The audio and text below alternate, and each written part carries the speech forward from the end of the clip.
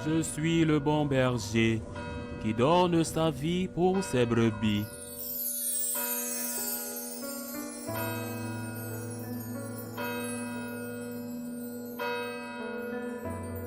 En ce temps-là, voici que quelqu'un s'approcha de Jésus et lui dit, « Maître, que dois-je faire de bon pour avoir la vie éternelle ?» Jésus lui dit, « Pourquoi m'interroges-tu sur ce qui est bon? Celui qui est bon, c'est Dieu et lui seul. Si tu veux entrer dans la vie, observe les commandements. » Il lui dit, « Lesquels ?»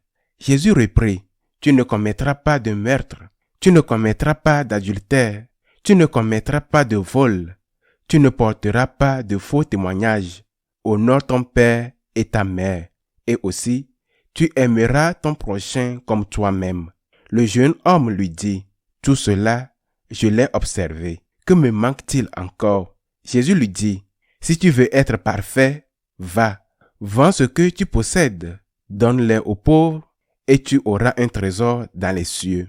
Puis, viens, suis-moi. » À ces mots, le jeune homme s'en alla tout triste, car il avait de grands biens. Acclamons la parole de Dieu.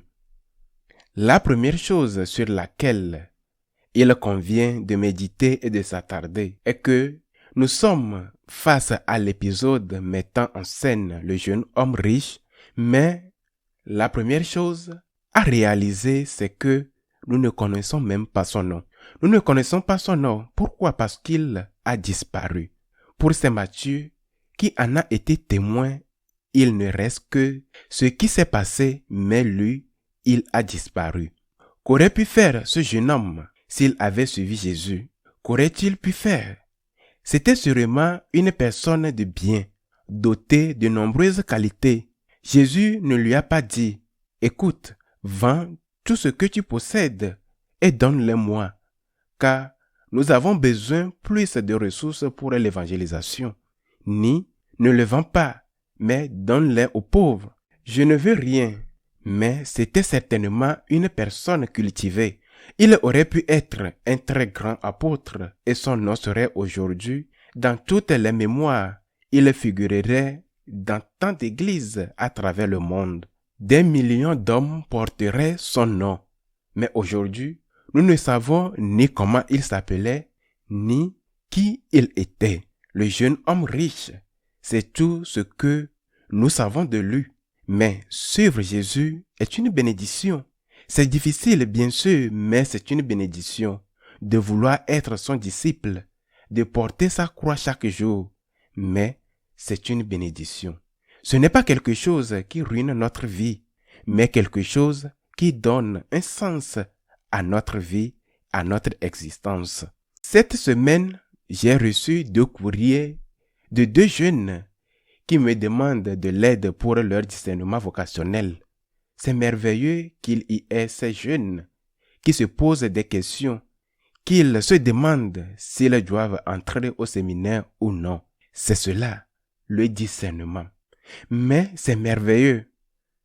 Il y a quelques jours, le pape Léon, lors d'une rencontre avec des jeunes précisément à Assise, disait que l'acte le plus révolutionnaire qu'un jeune puisse accomplir aujourd'hui est de s'engager pour toute la vie.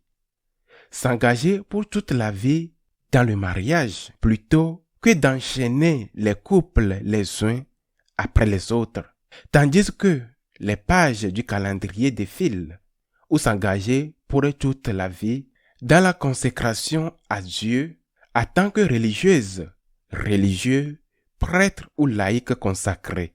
C'est, disait le pape, la chose la plus révolutionnaire qu'un jeune puisse faire aujourd'hui.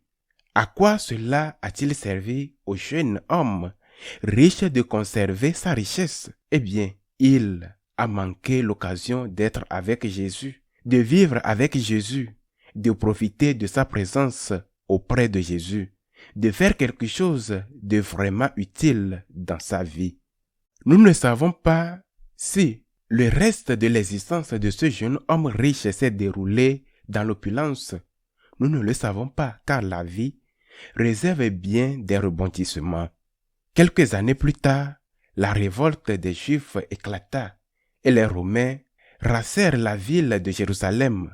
Nous ne savons pas ce qu'il est advenu de lui, mais il a manqué l'occasion de vivre avec Jésus.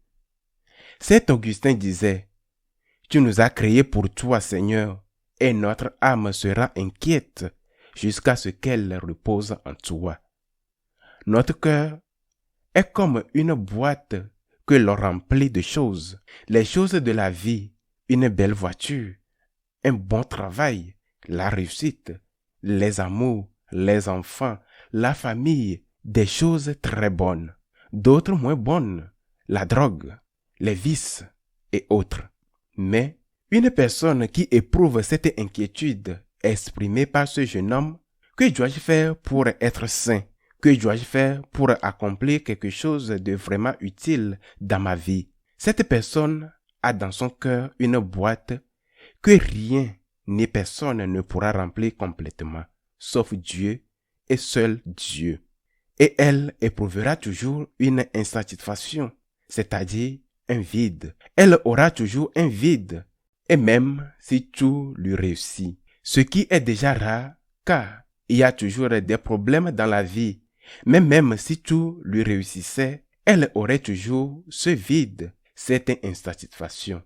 Le jeune homme riche a conservé sa richesse, mais la véritable richesse, c'est d'être avec Jésus, de suivre Jésus, d'être son apôtre, de semer sa parole, de venir en aide à ceux qui souffrent, de nourrir ceux qui ont faim. La véritable richesse, c'est de mettre sa vie au service de Dieu et par lui au service des hommes. Qu'il en soit ainsi.